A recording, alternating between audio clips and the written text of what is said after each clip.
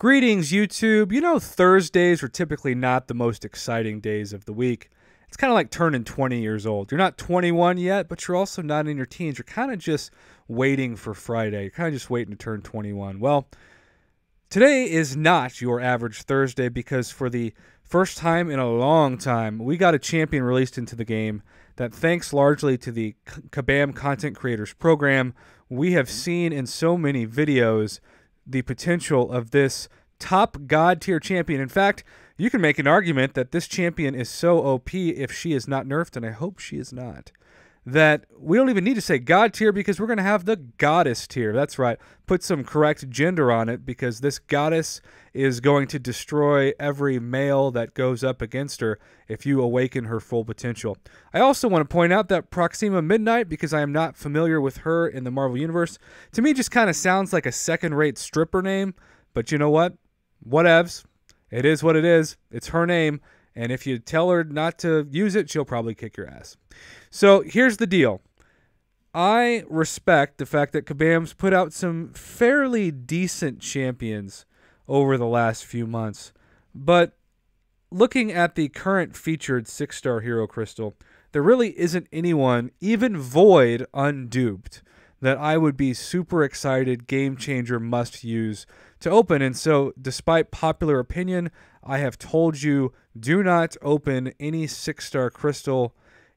Save your shards, because eventually history has told us that there will be a game-changing god tier champ or multiple that is introduced into the game, and you'll be excited to go for that champion.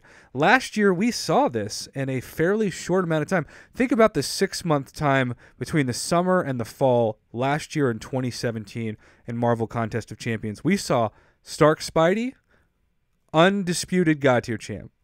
We saw Doc Ock, who is a top-tier demigod champ. And then we saw the likes of Blade, Medusa, even Green Goblin was a good miss. Now we have kind of a teaser of the next featured 6-star hero Cristal. And given the only advantage that I can think of that's worth getting excited about is that we have 67 days to save up, to hoard shards, knowing that this champion, assuming they're not nerfed, and Kabam, you better not do what you did to Hela.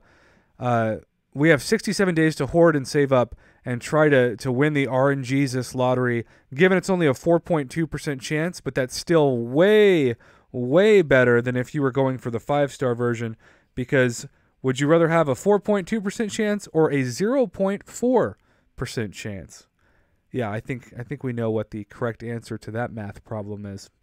So, assuming that she is not nerfed in the next 2 months, and also assuming that they continue to put out a couple of close to demigod champs with her, I will excitedly, hopefully by then, have 30,000 6-star hero Cristal shards, and I will have 2 shots at a 6-star version of the second-rate stripper, and maybe even a chance to awaken her, which, you know, would be pretty much the craziest video ever, but, you know, one can hope.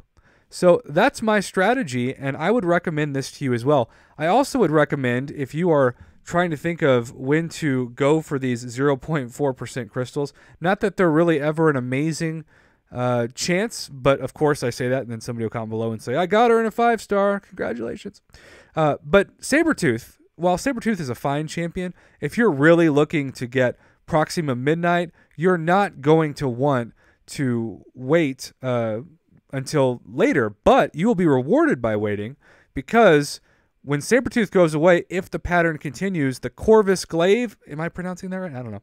He has a very special, unique synergy with Proxima Midnight that will make her more OP faster. I think it's 100 combo down to 75 combo instead, if I'm saying that correctly. So you will want to save your 300 units if you have only a certain amount of units to go for the next featured Cristal, because as much as Sabretooth is not a trash champion, he's not going to be nearly as complimentary toward that champion as the next featured champion.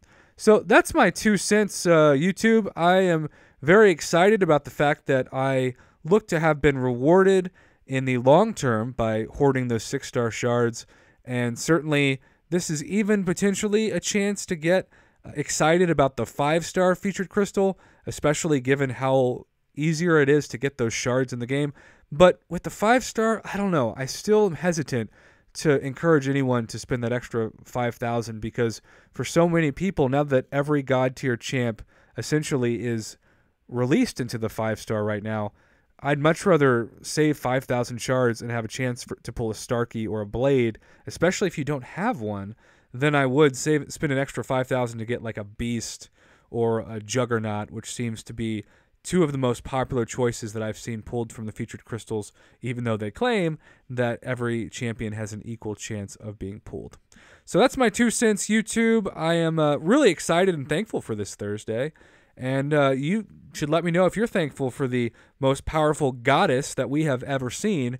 And again, somebody that both sounds like a second-rate stripper and also can just absolutely destroy anyone that goes against her if you awaken her full ability.